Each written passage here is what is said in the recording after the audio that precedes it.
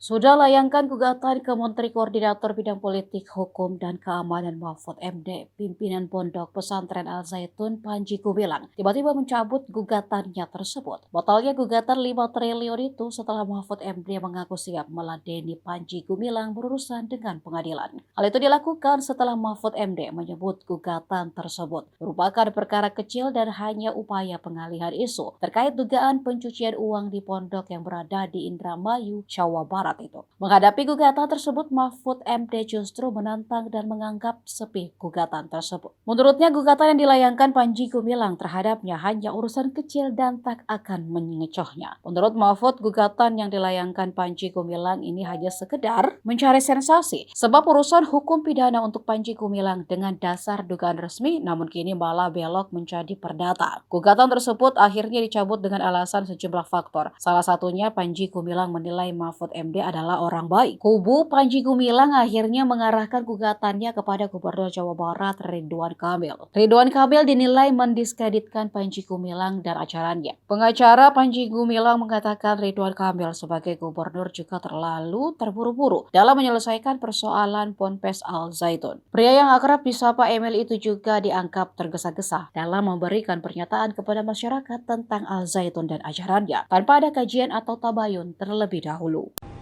Ya, soal gugatan Panji Gumilang ya itu masalah kecil lah. Biar berjalan di pengadilan, ada hakim yang menilai. Kalau saya ditanya apakah saya siap untuk menghadapi gugatan itu, saya siap, tapi tidak perlu persiapan. Ketemu aja di pengadilan, itu urusan sepele, sederhana. Hukum itu ada logikanya dan ada hakimnya. Oleh sebab itu nanti kita ketemu di pengadilan aja.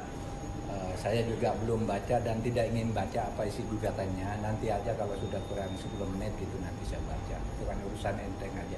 Tapi jangan lupa urusan tindak pidana yang digugatkan kepada Pak Panji Gumilang harus diteruskan dan akan kita kawal. Yap.